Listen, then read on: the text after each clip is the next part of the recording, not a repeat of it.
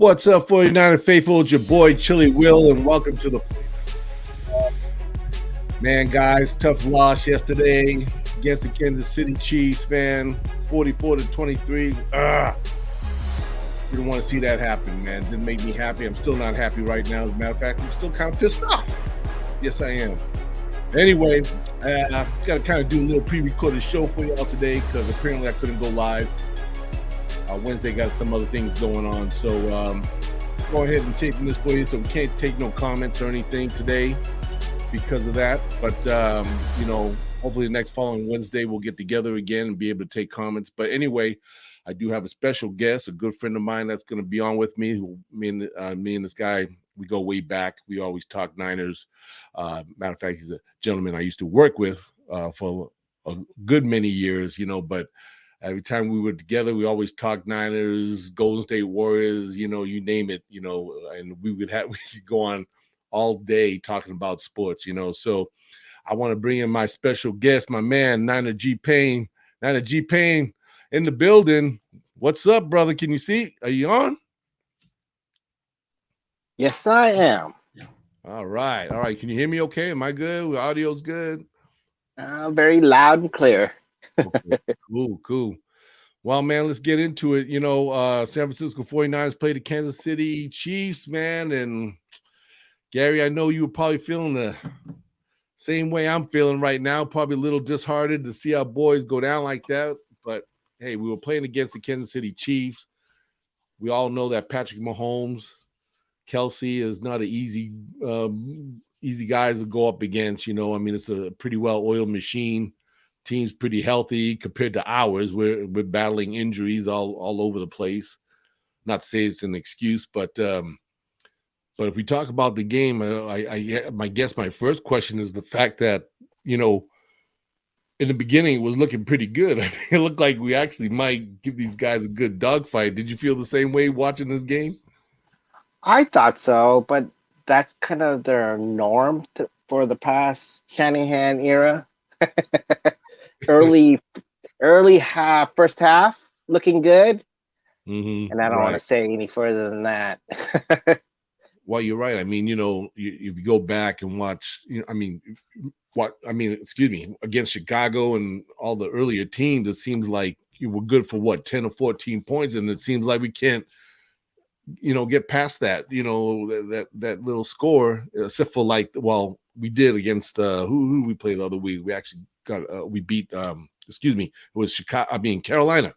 We had 37 points, right? So that was probably the first game we actually that I can remember off the top of my head that we had a high scoring game, but the other game I think low. The Rams. Right? I think you mean the Rams, right? Was it the Rams? Okay, probably the Rams. Probably the Rams too. Right? There was a couple of teams there. We actually did look good and did pretty good, but I knew going into this game against Kansas City, I'm not going to lie. I mean, I'm never going to technically go against my Niners losing, you know what I'm saying? I'm always going to assume that, yes, they're going to win. But I knew this was one marked on my calendar. Gee, I'm telling you, I think I was like, I don't know, Kansas City, Mahomes. You were right. It was Carolina. I'm sorry. It was also a good game against the Rams also. I was thinking about the Rams. You are correct. It was the Panthers. Well, yeah, I know I was just looking it up earlier in the day, but I was kind of like, man, but you know what? It was a good little dogfight. I mean, when I was looking back at the statistics, we had 3 turnovers, but I think they had 2 turnovers. So that wasn't, I was maybe a little more crucial what happened in the turnover. But as far as how many penalties each team had, all the numbers pretty much looked about even. I think we just kind of shot ourselves in the foot because of just some of the, bonehead, things that the Niners just seem to do. I mean, they punt the ball off at one point, right? And I think in the second quarter, and then they recovered it. So we're down there within the 10 yards. They muffed it. Yeah, and we get the ball back, right? So here we go, Jimmy and the crew out there. And I don't know, it was 3rd, 4th down. Jimmy gets pressure in his face, but he tries to throw one out there. I don't know. I think he's trying to throw to Kittle, or I don't know who was there. Oh, I don't even want to go there.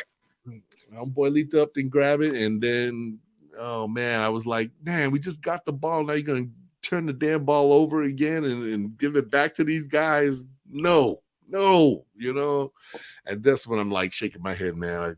I was just like, doesn't surprise me. It doesn't surprise me. Were you really surprised? I mean, no. You've been watching Jimmy for a while now. Yeah. But points that we need, points. He just he just can't pull it out.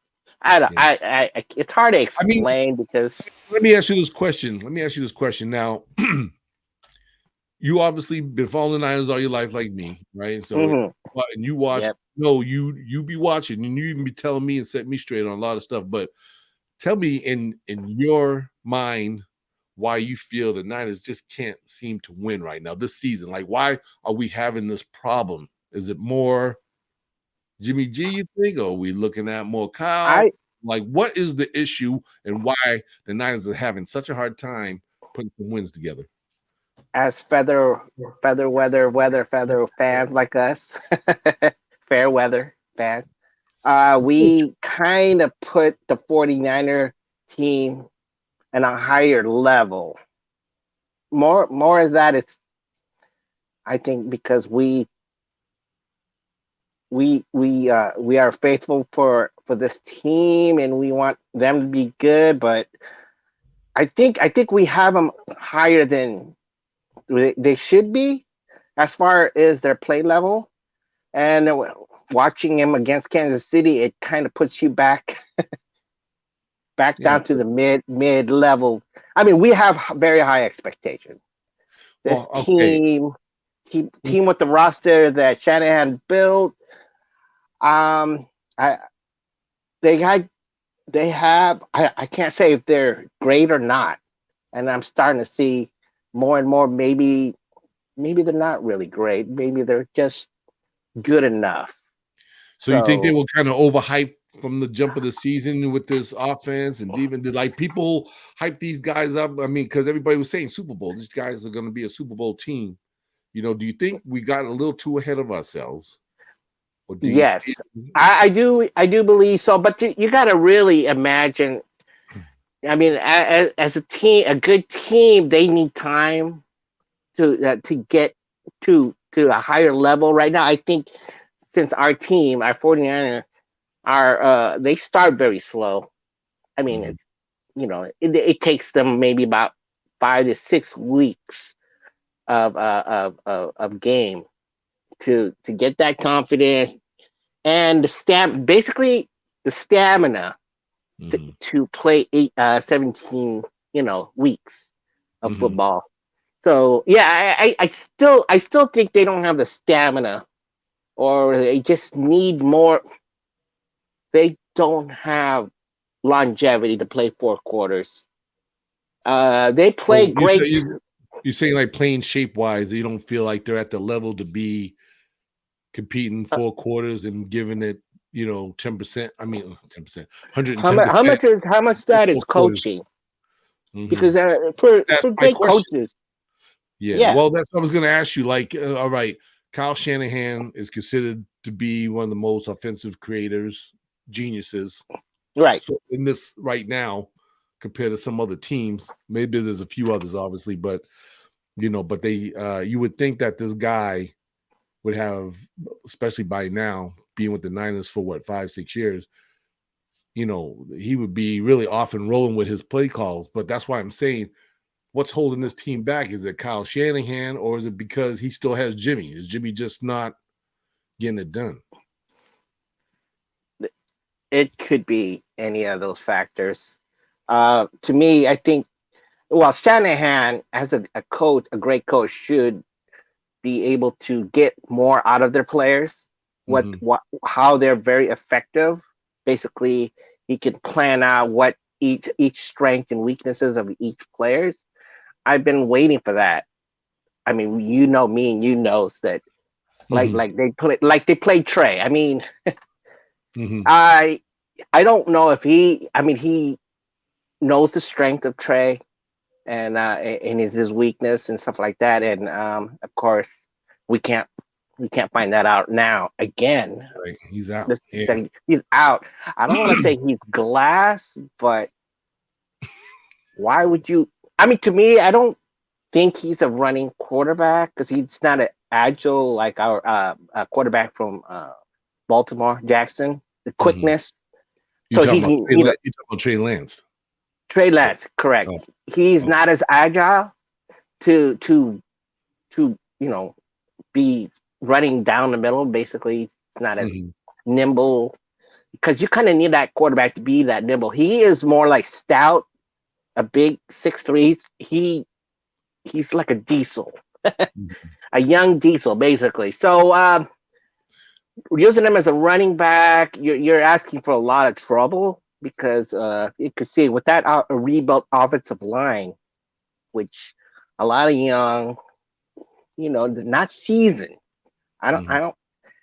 With the speed and the strength, power that the NFL has, I don't think they were ready. Even if it was just the second week, and it's like, well, let me ask you this built the calluses and stuff. So yeah, go ahead. Sorry. This question. No, I was gonna say, I get what you're saying about Trey Lance, but we lost this guy like in the second game of the season, right? So now we're already into 7 games into the season. Jimmy G's taking control now. So what's his excuse? I think that we already know what he's about. There's no excuses. It's tough to be a quarterback. I mean, we're not quarterbacks, and people could say, "Oh, I could see that it's wide open. Ayuk is wide open, or Wilson Jr. was wide open." You could say all of this, but in split seconds, and you only have a few milliseconds to do what you do, and I think 2.5, maybe 2 seconds, especially like you were talking about that interception at the goal, throwing up like that. The offensive line never got him any time to actually see the ball, see the field, see the players, and instead of throwing it away, he just prayed. He just jimmied it. So it's fair to say that it's not then all Jimmy's fault, but it's also the offensive line too, because we do have new players many factors on the line, and they're now Trent Williams, for example, was back in this game, and Mike McGlinchey.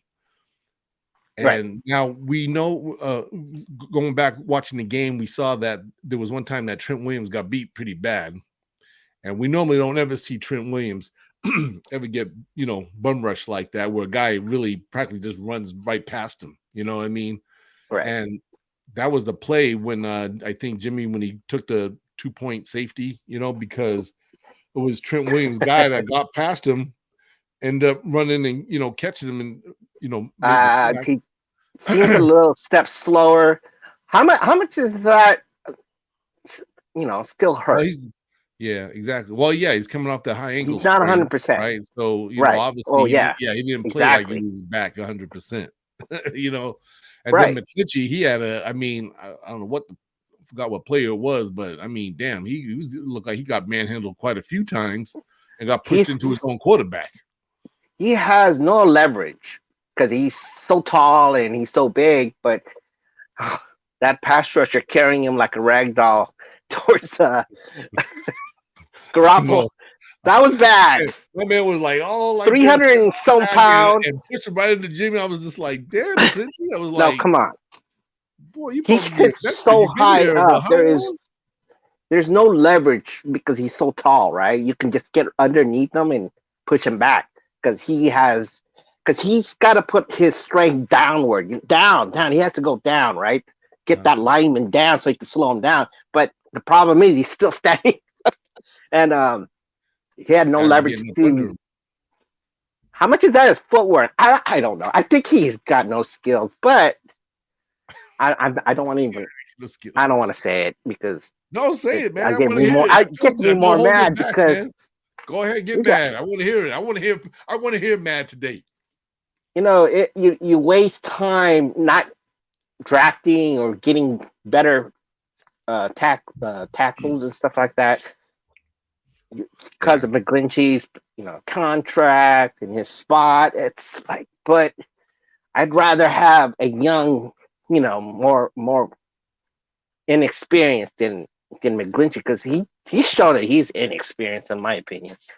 But then, you know what? I don't want to get angry about it because we know what he is. Mm-hmm.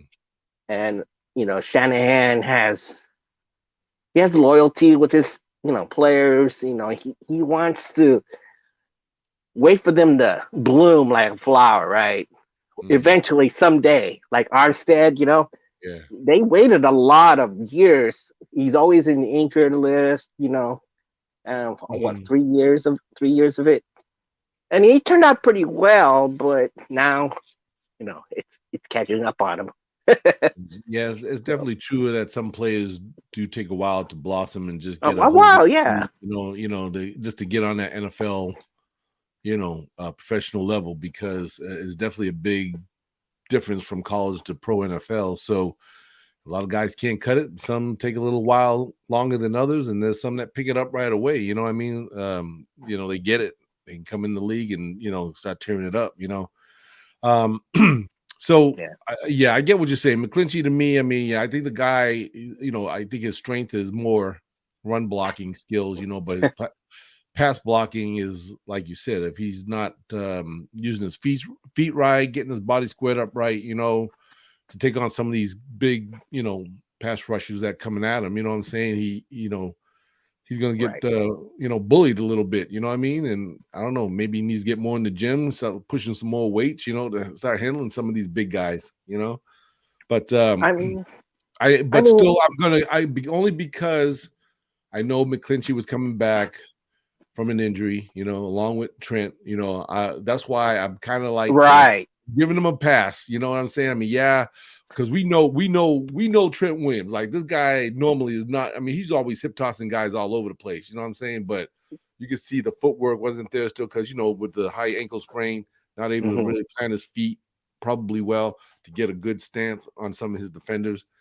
And a few got by him, and he just wasn't ready.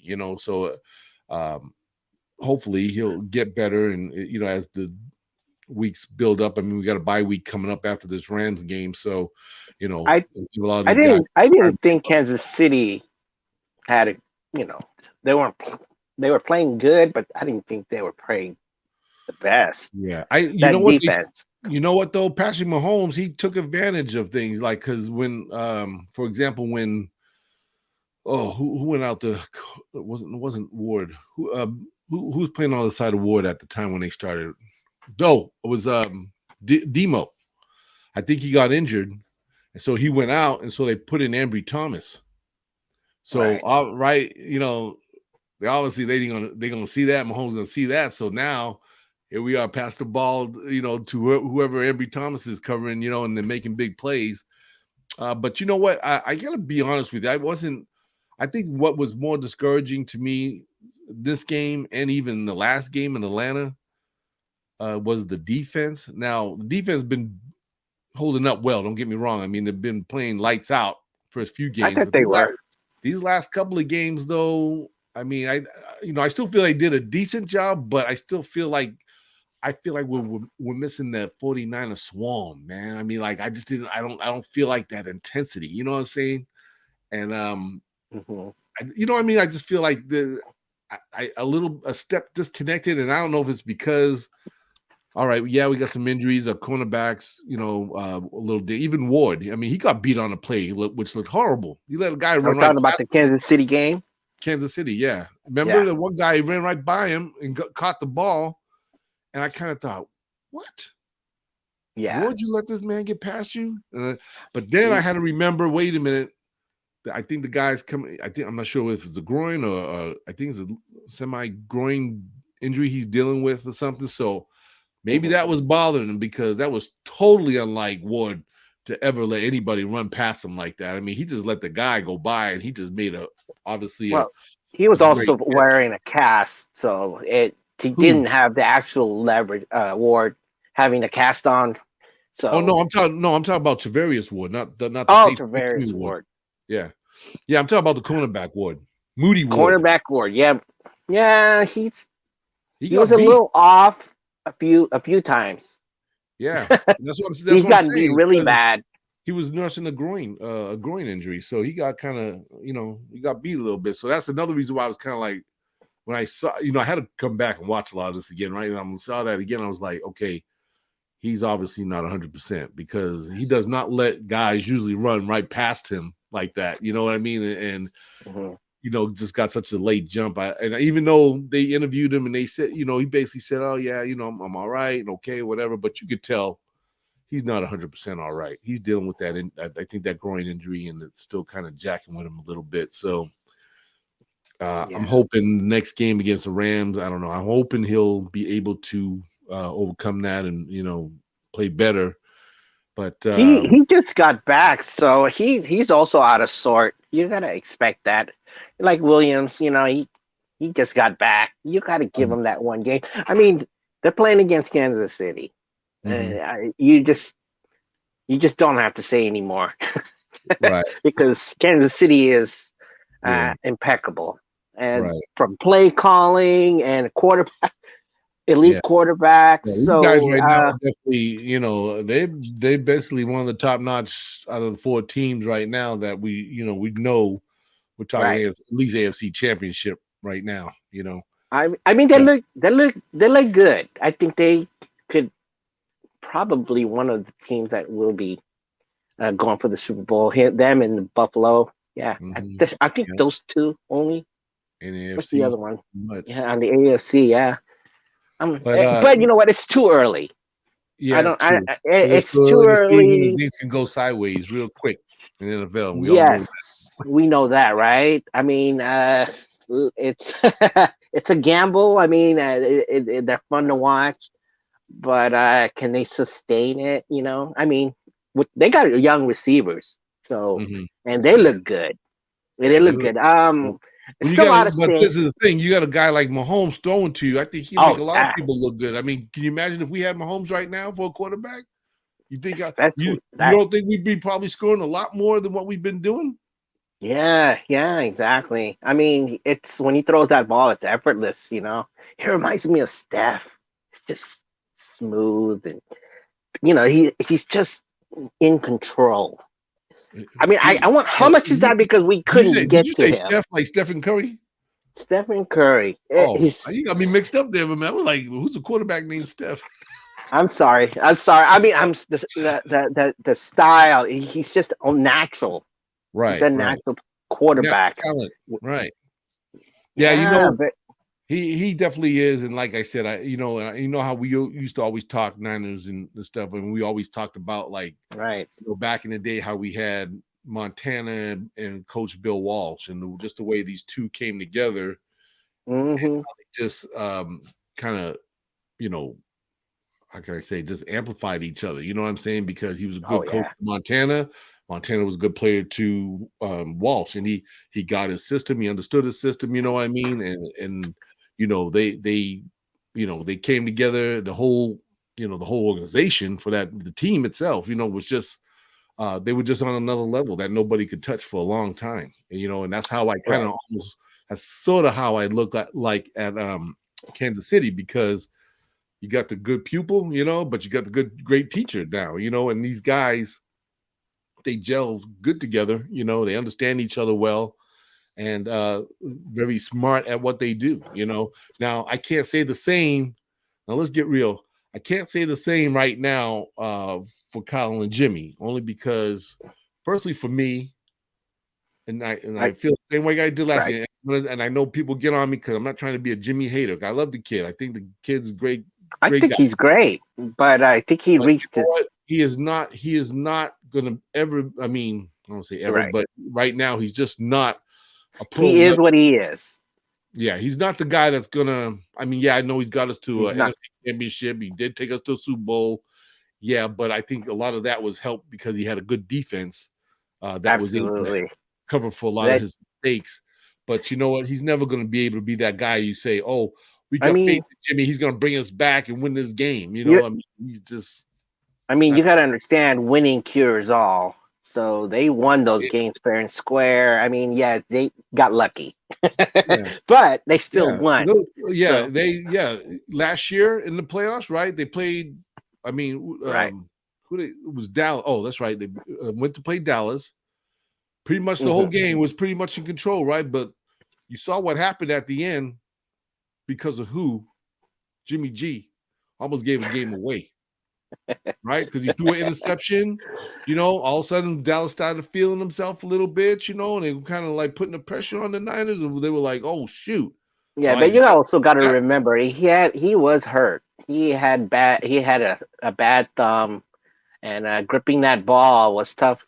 Well, he ain't hurt now. He threw an interception in the end zone. I think he's throwing very well. He's throwing accurately, but his decision is suspect. Yeah, well, that's basically what it really is. Sometimes hot, sometimes cold. You know, I think he needs to get rid of the ball a lot sooner than what he's normally throwing, because he's just off a few seconds all the time, right? Split second. But he's always off. You know, I think that's what's killing us, and I think that's why Kyle Shanahan's always biting his tongue on the sideline, because he probably wants to cut Jimmy out because he's not releasing the ball in time. Like there was one play in the game, I remember correctly, Debo ran a route but then cut across the field, and right when he broke across the field, Jimmy should have thrown it to him just as he made that break. But no, he waited till he got literally crossed all the way across the field, and then decided to throw, and then couldn't complete the pass because he ended up running into almost like 2 or 3 defenders. Right. The defenders caught up. Why did you wait so damn long to throw that ball? Right when he broke his route, it should have been on its way. You know, and that's what I'm saying. He does not have the timing with his receivers, and you can see the body language in these guys. If you watch Brandon Ayuk, even Debo, some of them guys, Jennings. I mean, you can see it in their body language how frustrated they get with Jimmy G. They don't say it, but if you really watch their body language, you can tell they get upset. You know what I'm saying? Now, those guys, some of these receivers got to look at themselves too, because they have dropped passes, key passes. Oh yeah, they're like on the bottom. You know what I'm saying? But still, you get to see the chemistry. There's something wrong with the chemistry that between this quarterback and the receivers. You know what I'm saying? It's not there. It's just not there, and that's what I'm seeing when I see these games played. You gotta. That's a good one. Their receivers are what, top 10 in drop balls. Yep. So they're up there. They lead the league in drop passes, right? Yeah. So and then Ayuk and Kittle talking about how elite they are. You gotta catch the ball. I mean, I understand it's got to be thrown their way, but there are times where you really have to go and get that ball. You know, there's a lot of those missed drop balls is because they, it's just right in the fingers. But they got to go out and get the ball. It's just bottom line. They're getting paid. They're professionals. You know what I mean? So, but yeah, it goes both ways. Receiving, quarterback. I mean, but everybody's pointing fingers. So, Gary, this is the way I look at it. Okay. This is how you could tell the real great quarterbacks like the Mahomeses and Brady and the others. Okay. Now you just said that when these receivers, they have to make a play. They got to come back, catch the ball, and this and that. I get it. Sometimes in the situations, they have to do that. But you know what?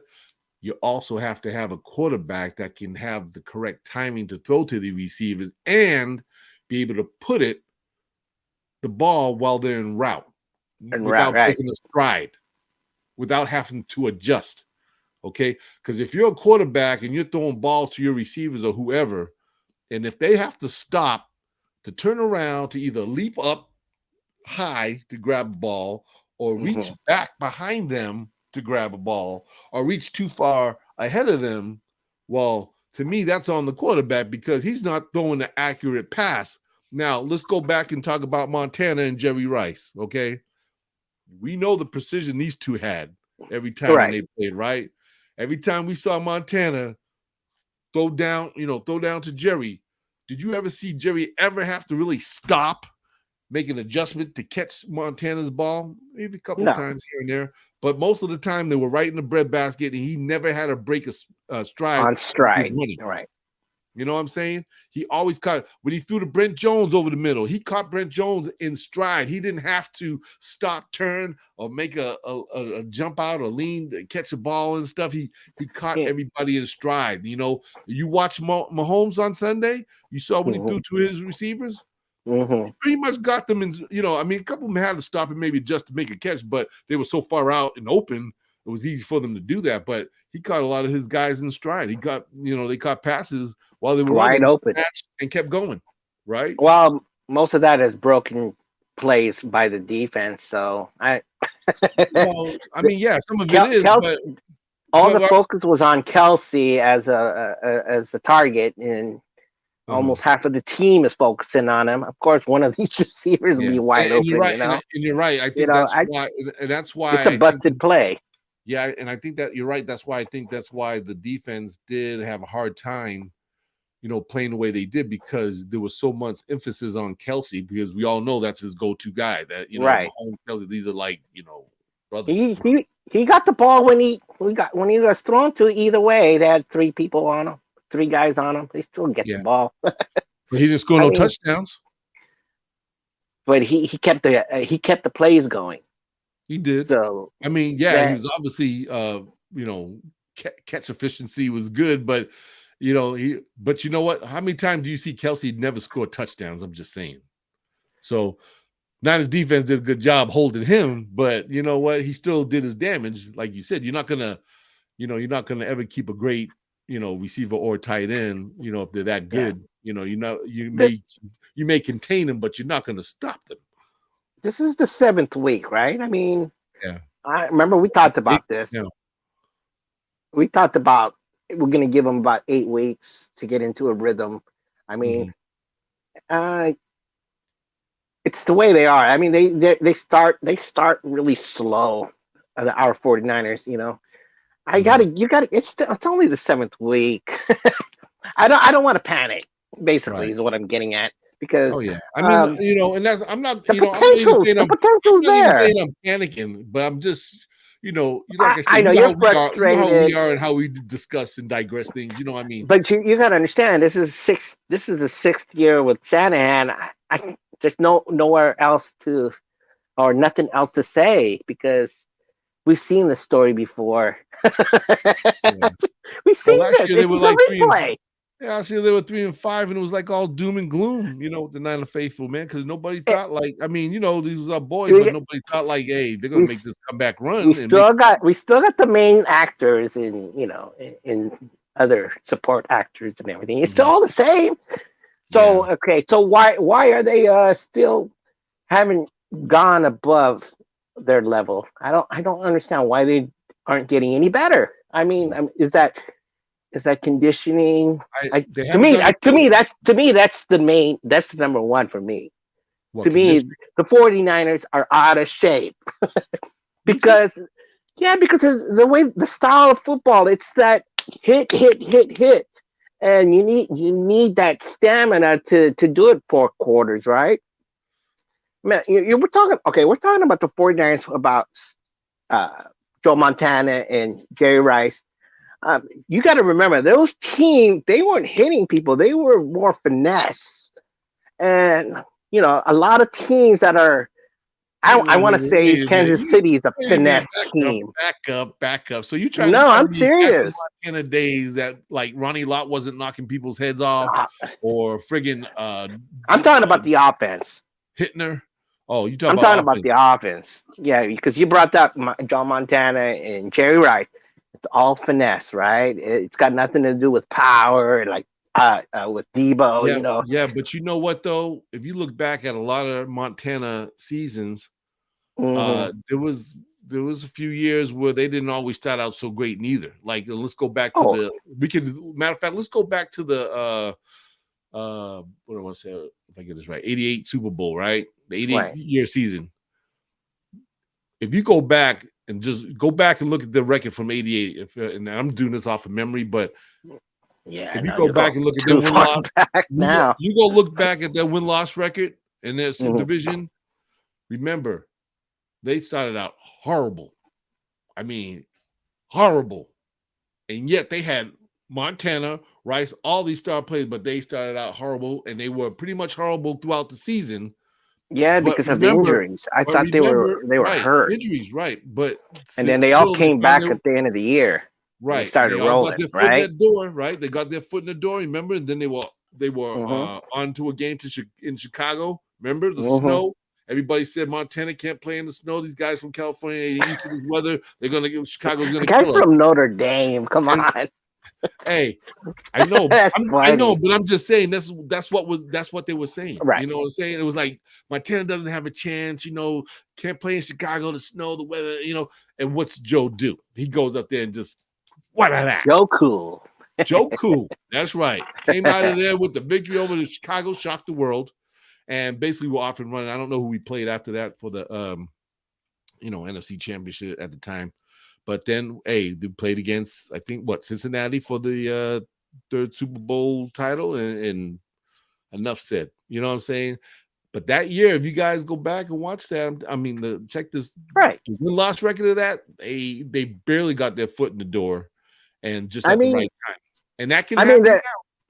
I had to say it though that their style of pass to open up the run style for like Walsh's style that was very effective, and now the Shanahan style is more like run to open the pass.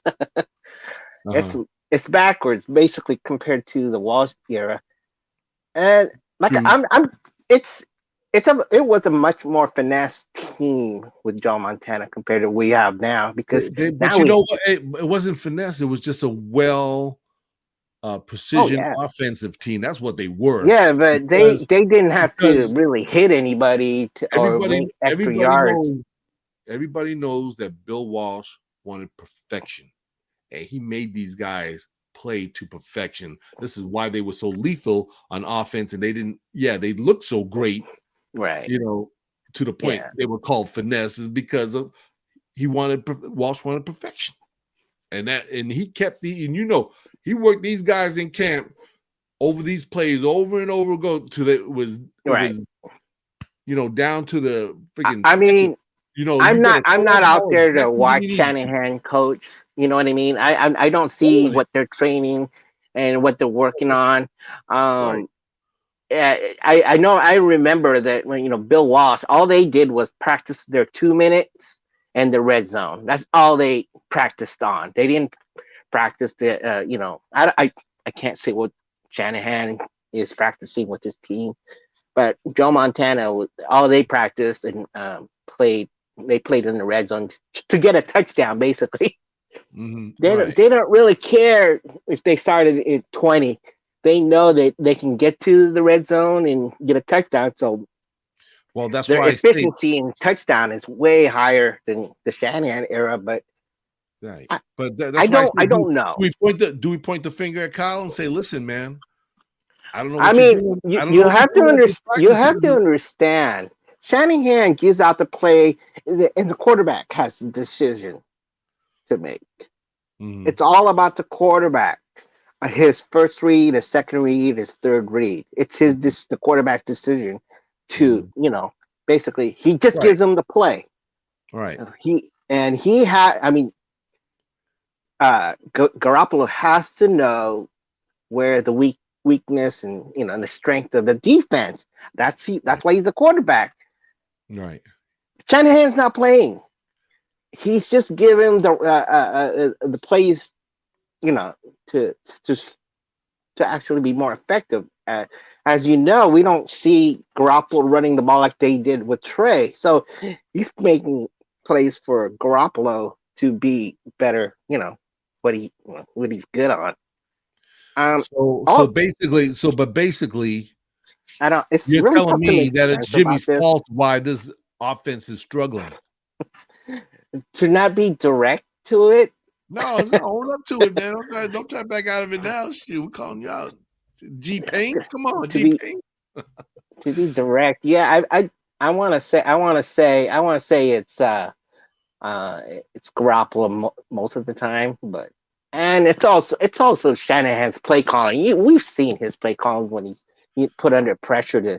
But didn't you say though Shanahan designs these plays for Jimmy to be successful, but yet he's not basically executing plays correctly. That's why they're not really being successful. So it's more Jimmy G's fault. Yeah, but the problem is Shanahan's play calling. He might not call the right plays.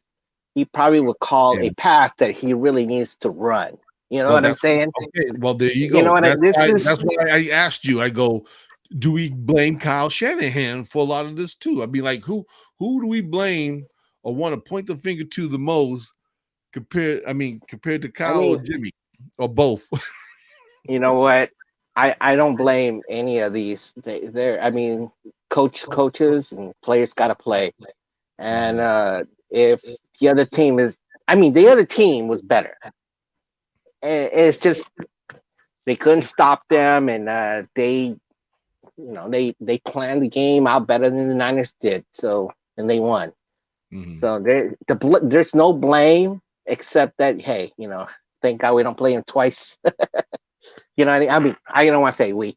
Thank God the 49ers don't play them twice, Kansas City. So not like the Raiders. So yeah.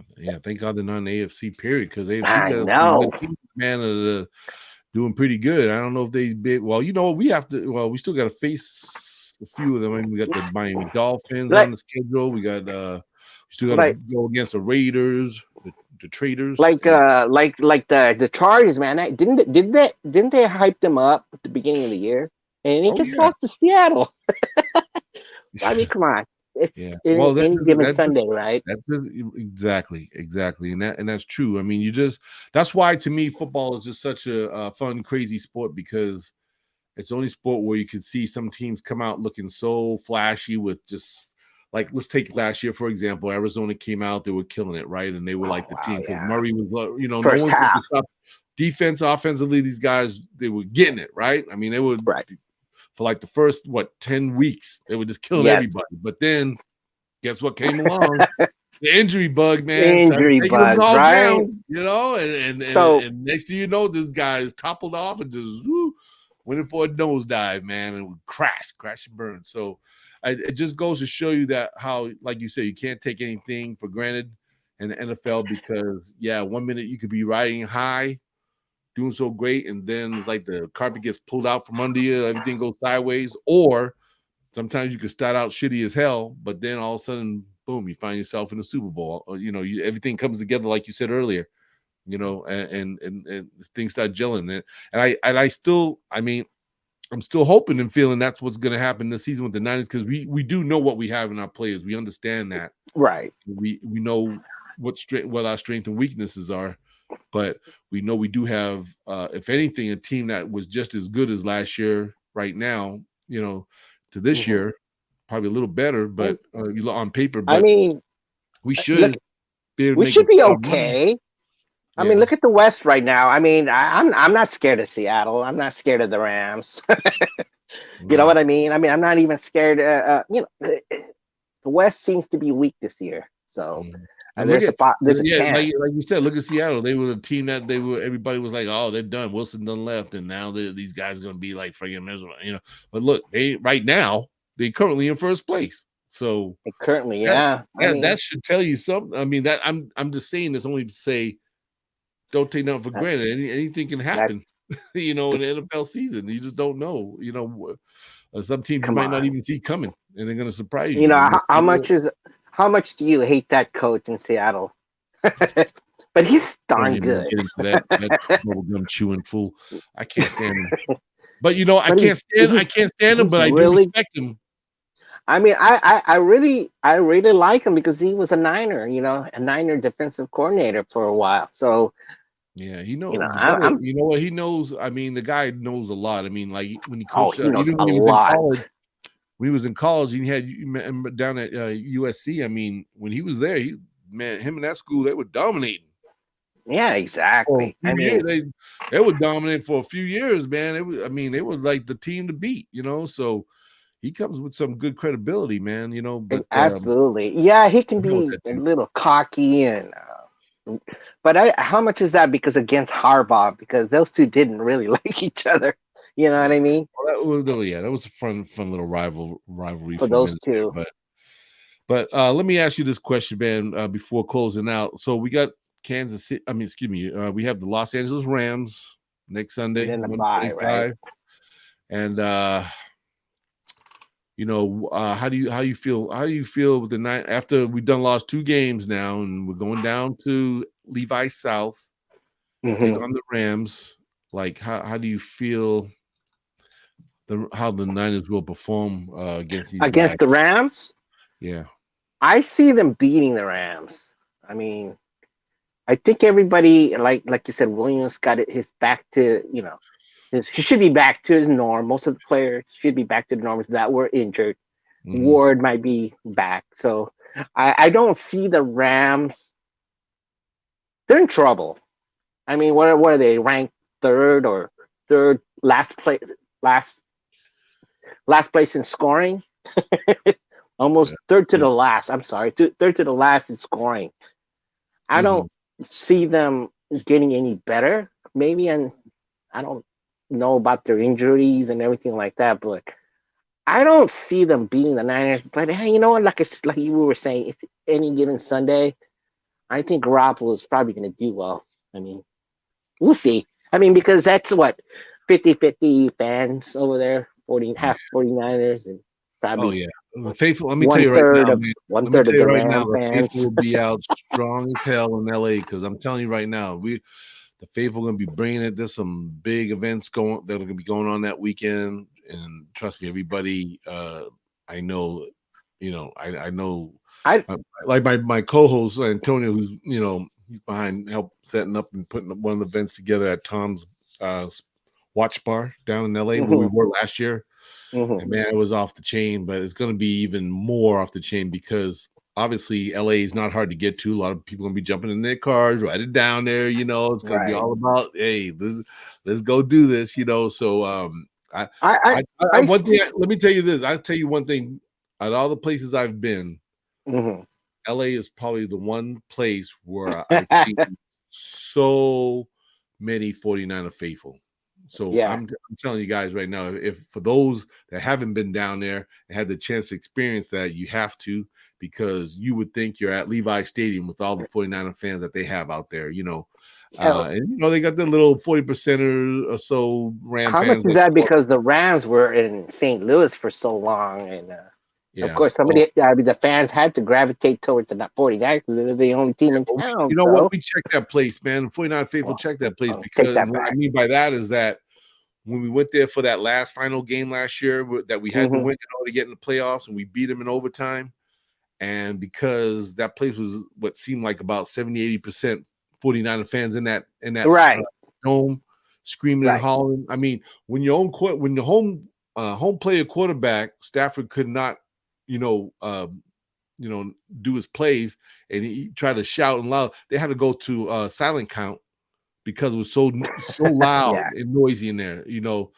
Man, they were. Let me tell you, we made the news down there and everything. They could not believe how crazy loud the 49er faithful showed up down there, and they were just all in a riff. That's why now they're pumping in like their own noise now at the stadium because they don't have enough of their own folks that show up to watch their sorry team play. So but the Niners, let me tell you, Niner faithful will be down there. It's going to be going on this weekend.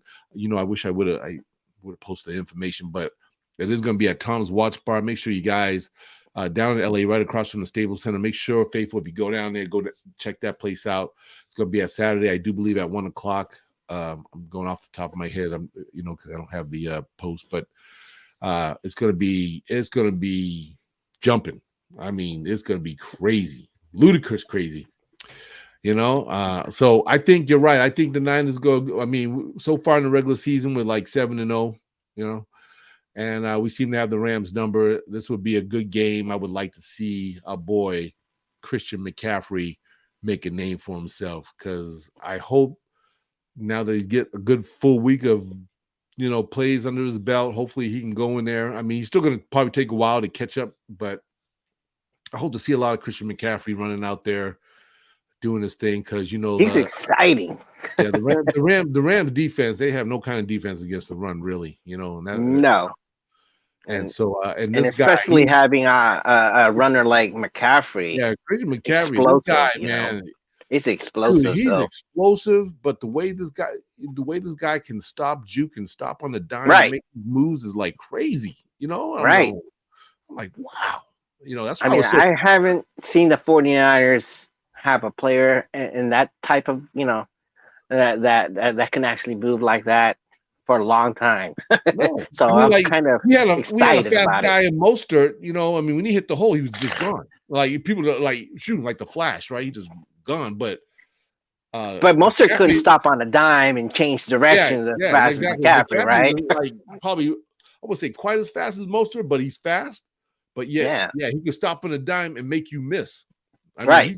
He must lead the league of people, miss tackles, because of the way he plays. So he's an exciting guy. I just can't wait till, he catches up with the offense and just learning the system, so he can be more effective and more plays for the Niners. So that's going to be exciting to watch. So I look forward to seeing a lot of that. I think McCaffrey is going to at least, give us more faith in them winning. Oh, yeah. He's our bonus, basically. I mean, you are going to get what you're going to get from the 49ers play style, and he's definitely the cherry on top, man, for any offensive. He is. That's basically what he is. And because I know the Niners are still struggling with the line a little, because we got the couple of rookies in there. We got three new personnel, and and our tackles are a little banged up. So it's kind of like they got to get that whole thing together. They got to get that together and to be more effective. And I think once those guys are all on one accord and at full health, they'll be really effective, in the coming weeks. So it's just going to take time. It's just one of those things. I mean, they are so young, and I wish they were at least 3 years in with this program. But you get what you get with the young three. I think Brendel's not that young, but I mean, you got Banks and what's his name on the right. So Spencer. And very young and still, learning, the timing and we also got our boy Brunskill's back, so we got a little relief in the offense. So it's still gonna take some work, but they gotta get polished, man, in the coming weeks, and hopefully they can get that together, be more effective. I want to see them in the 10th week. That's when we should be worrying. Yeah. Right now it's more like a feeling out. Right now, I mean, what do we have? Well, they got to. Can we put it together? All right. After this Ram game, if we could at least win this Ram game, at least we'll be back to 500. We'll be 4-4. That's a lot better than 3-5 a year ago. So I'd rather be coming off a bye week, 4-4 than instead of 4-5. You know what I mean? Yeah, they gotta find a way to play 4 quarters. That's just the bottom line. I don't want to. I don't want us to be 3-5. That's what I'm trying to say.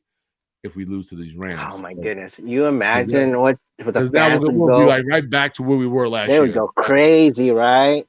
If they go 3-5. I mean, not crazy, but probably upset. Oh, yeah. To me, I'm just disappointed. That's bottom line. We all the faithful disappointed. I mean, they, like I said, you know what? This is my thing before we go. It hasn't clicked. It's the big problem. I don't get it. I'm willing, Gary. I'm willing to just part ways with Jimmy after this bye week. Okay, because I'm figuring like if we're going to play this damn lousy, Mr. Relevant, I want to see Brock Purdy. I do, man. I'm like, to the point. I'm like, you know what? If you guys are gonna play this bad, if Jimmy's gonna play this damn bad, get Brock Purdy in there. I want to see what he could do. And I mean, I gotta give him that. He's mobile. He is mobile. He could run. I mean, he's not going to be another running back, but he is mobile, and he can. This is the big plus for Purdy. He could throw on the run. Our boy Garoppolo is horrible throwing on the run. Telling you right now, he is horrible. I'm putting it out there. I'm telling you now. I love Jimmy G. I have no personal, he has any personal against the brother, but you know what? He's a pocket quarterback. I'm ready to see Kyle pull the cord on this brother and say, "You need to sit on the bench, Brock Purdy. Let's go." And I think I'm telling you right now, if he does now, Niners better win against the Rams this week. But if he comes up short and because he's doing some stupid shit, he comes up short, man. I'm telling you, if I'm Kyle, I'm like, Jimmy, you're gonna sit down. We're gonna get Mr. Relevant in there right now and see what he could do because obviously this ain't working. It's too soon. I think Kyle has to do He'll never do that. He'll never. I know he won't, but that's just wishful thinking on me. Purdy is still kind of wet behind the ears. I mean, he has potential. I see a potential. He's got great. His throws are very. He has beautiful spirals. Yeah, like I said, he needs a lot of polishing. Time. He needs a lot of polishing. But you know what? I think this kid, man. I told you. Remember, I told you in the beginning of the season. I don't know what it is about this guy, but there's something really. You know what? You told me because he's not Jimmy. Yes. Hey, he's other than Jimmy. They kept Purdy. Hey, they kept Purdy instead of Sudfeld, so that goes to tell you they see the same thing I'm seeing. Sudfeld was like, oh my gosh, a tower with no legs. He's tall and he's not very mobile, right? I was like, but to get upended by like the last pick of the draft, a quarterback from and you're gonna let go. Sudfeld, at least he's been playing. He's been in the league. No. I agree because I see Purdy kind of jukes the first rusher by him. Something that Garoppolo can't do. This kid, mad skills, and I'm telling you, if he's got to work at himself, though, he's got to get polished. It's going to take him a while to kind of get there. I give him like a couple of years, but I think this kid really got it, man. I would love to see Purdy take over the reins of the Niner. He also has better than Trey. It's that quick release. He doesn't have that full windup when he throws that ball. Mm-hmm. I mean, if you watch Trey, he likes to take that ball back like a baseball. I mean, he reminded me of Kaepernick, basically. He takes that wind. When you throw that ball, you have that ball near your head, like all in a set, right? When you throw the ball, you got the ball right in your hand like this, right? And you set, right? He has to take it down and. You know what I mean? It's just too many motion. And with Purdy, he's supposed to work on that in the off season. They said.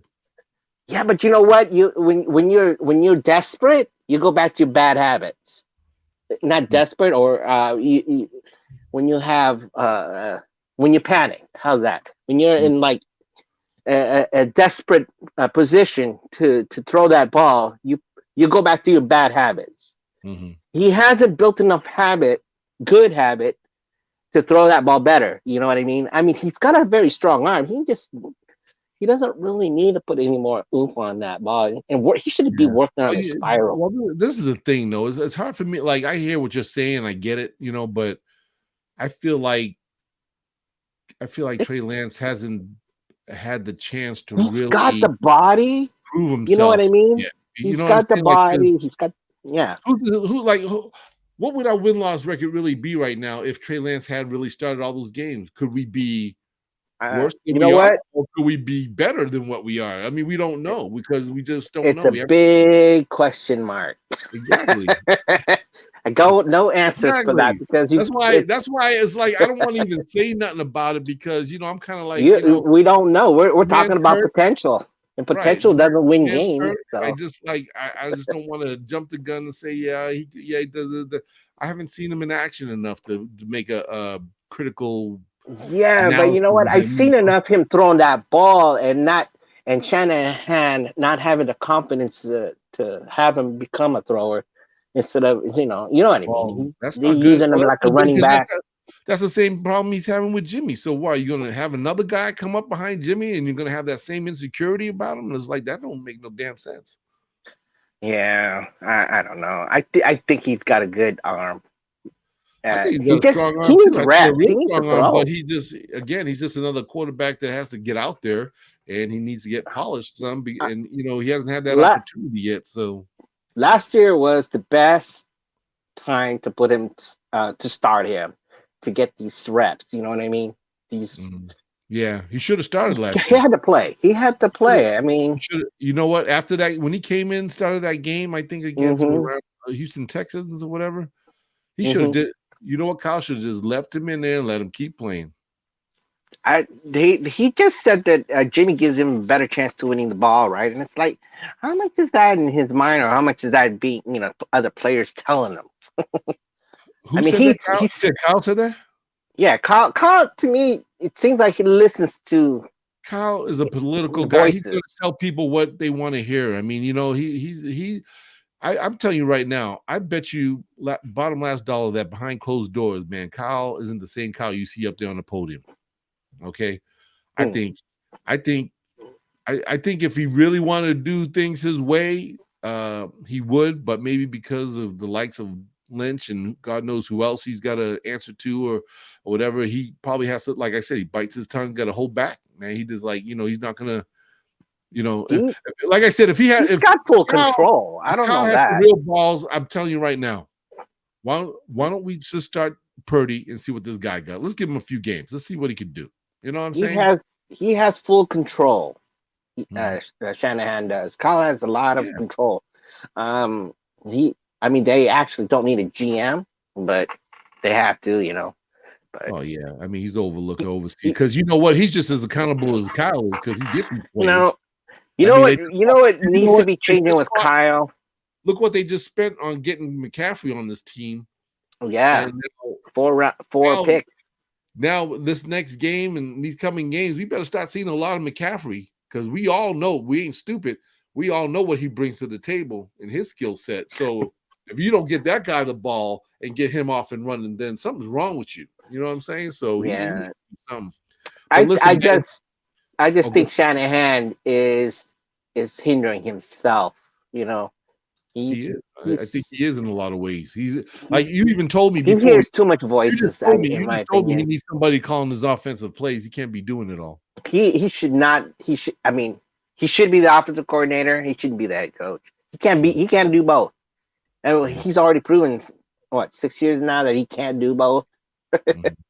It's just too much. It's too much.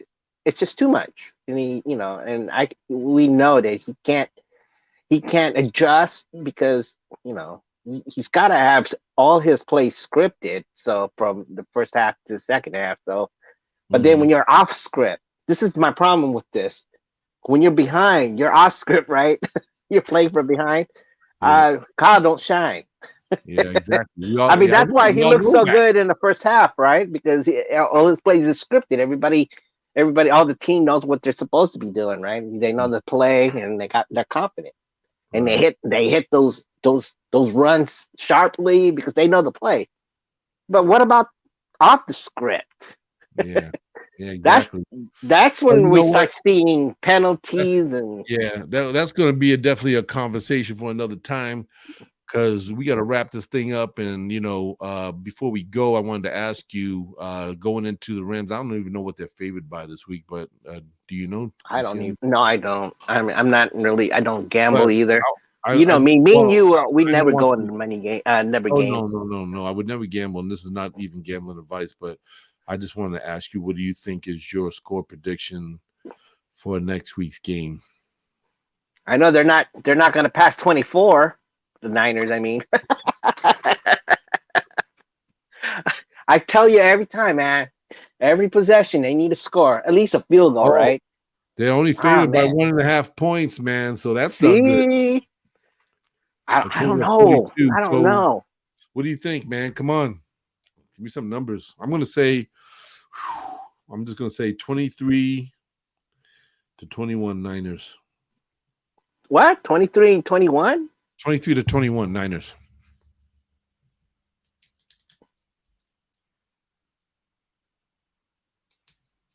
Oh man. Talk to me, Goose. Talk to me. I want to say it's going to be 23-17. I don't. Niners? They're probably the Niners. Yeah. I see. Okay. I'm such a homer, right? It's all about the Niners. But you know what? It could change. It could click. I mean, we've seen this story before. They do bad in the first 5 weeks, 6 weeks, right? And then boom. Yeah, I hope you're right. They turn around and shock you. Yeah, it doesn't help when you got young players still learning the ropes, but on the offensive line, that's the key goal right there, man. It's will the offensive line click? Yeah. Will it finally open their minds or their we'll game plan? Find out in I'm sorry, weeks. Wake up. Yeah, it's a better word. Will the 49ers offensive line wake up? Right. I mean, that's basically because they're going to see the Rams twice. This is their second time. So, and there's no change on the line. So we're going to get back every 5 guys on that line. So they should know what to expect. They play the Rams defense very well, Yeah.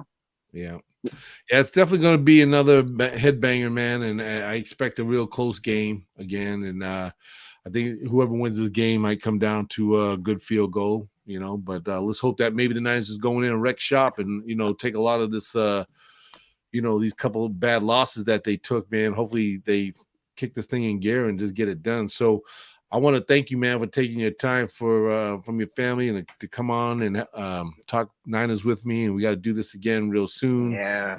And don't whatever you do, we're gonna go off, but don't check off. Okay, stay where you are. I'll get back to you in a minute. But we're gonna go ahead and wrap it up. So G Money, thank you so much, my brother.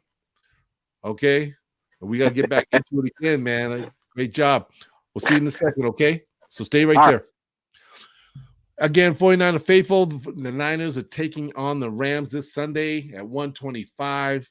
49ers, let's go ahead and get ourselves together, man. Let's get this victory. Let's get this 8th regular season win and Levi South, because the 49er faithful are going to be out there strong and be ready to cheer on the boys. It's going to be exciting. If any faithful going down to LA, make sure you can actually go on my Instagram at 49ers_street_squad.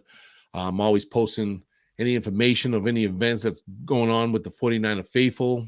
And if you want to check it out, you can go on there. Let me post it up on the screen real quick. It's at the bottom of the screen, 49ers_street squad. Check it out. And again, it's just going to be an amazing weekend. They're going to actually have Eric Davis is going to be at Tom's Watch Bar. They're going to have Garrison Hurst is going to be there. So make sure you guys check that out, man. Don't miss it, because it's just going to be very fun and exciting. So we're going to go ahead and wrap this up. In 49er faithful, like I always tell you, it's not how you start, it's how you finish. Stay faithful, strong. Chili Will, I'm out.